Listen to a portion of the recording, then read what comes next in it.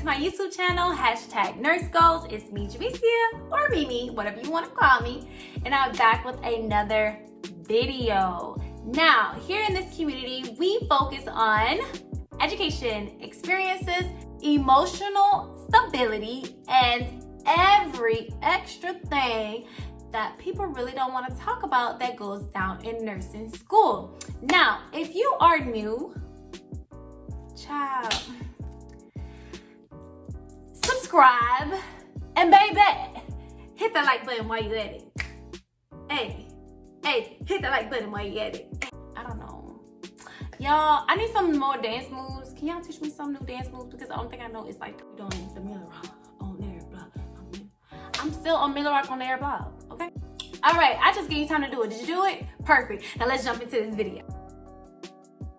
All right, guys, this is the third part of the clinical series that I've been doing. Now, part 3. This is really, really important. I feel like it's really, really important. So make sure you listen throughout the whole video because I feel like I'm giving you guys some really, really good advice when it comes to clinicals. All right, number 1, arrive early or arrive on time. Just don't be late.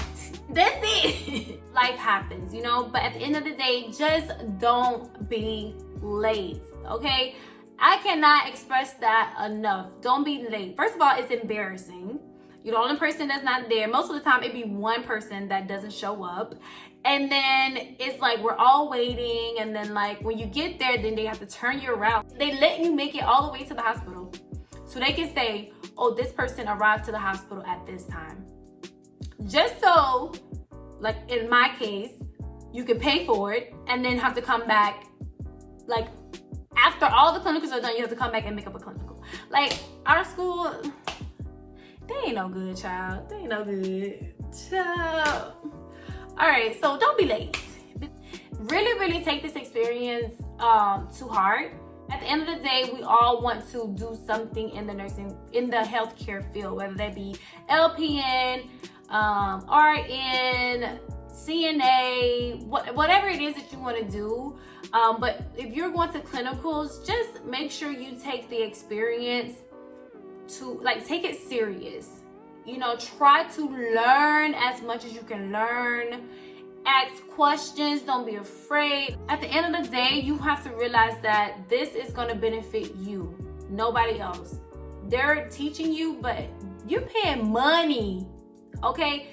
I go to a private school and private schools is expensive, okay? School in general is expensive.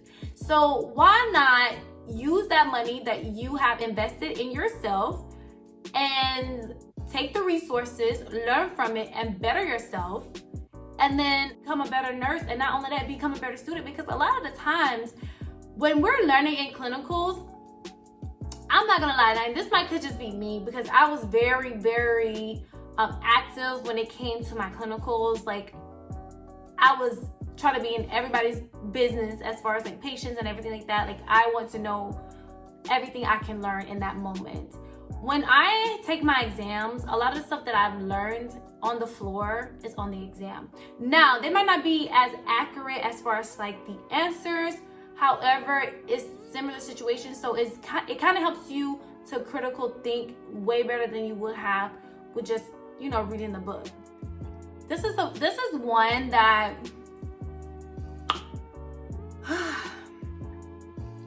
I had some difficulties with.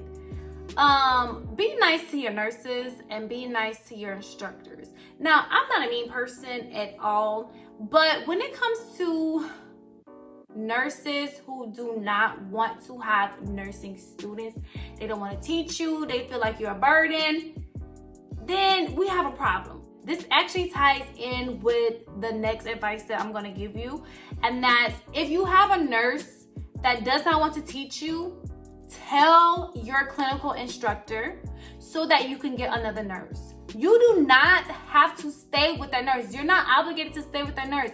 If that nurse is not teaching you, that's her job in that moment. If she takes a student, that's going to be a part of her job, is to teach you. So if she doesn't want to do that, or I say she because it's predominantly she's, but if he or she does not want to teach you, tell your professor and get another nurse. I've done this, and I've encouraged some of my classmates to do this as well, because I've literally witnessed classmates crying based off of what a nurse has said or how a nurse is treating them, and you don't have to deal with that. Like, baby,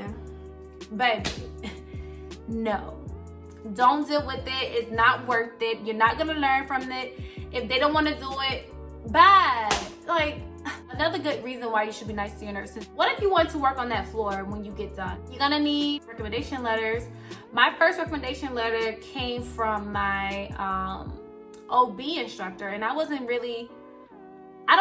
thinking about a recommendation letter. She was just like, you know, if you really need a recommendation letter, I will, like, if you want to do this, like, I'll be glad to write your recommendation letter. I was like, oh, like, you know, I just didn't think about that, you know, and I feel like a lot of people don't think about that either, you know. So that was a major thing for me. And then of course after that, now I'm like, okay, like I need probably to get like 2 more if I want to go into a DNP program or whatever. I need to get some more. Just being nice to someone alone, not always gonna get you a recommendation letter. You have to put in the work as well. But another thing, so complete your databases. Try to complete your databases before you leave the floor.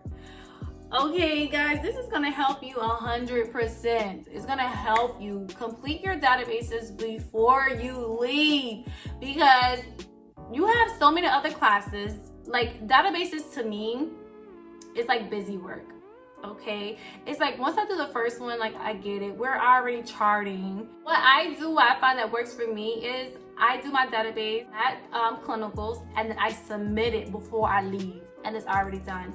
And then while I'm there, the professor who's gonna grade it is there.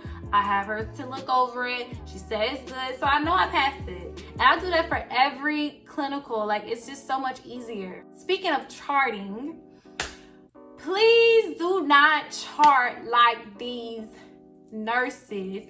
Not all of the nurses, but the ones you know that be doing the copy and paste. Don't do that, y'all. Y'all, don't do that. You better than that. Girl, you better than that.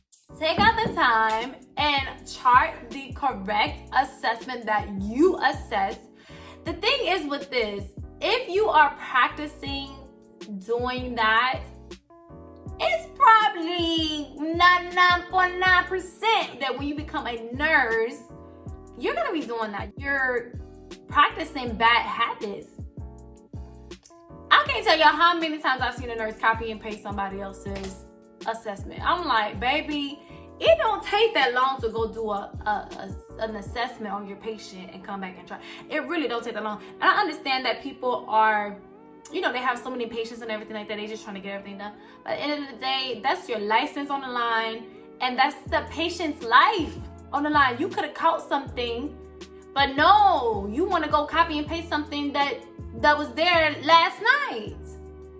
So please do not pick up bad habits from people that you see. Even if they encourage you, say, oh, you can just do this, you can just, no, go by the book.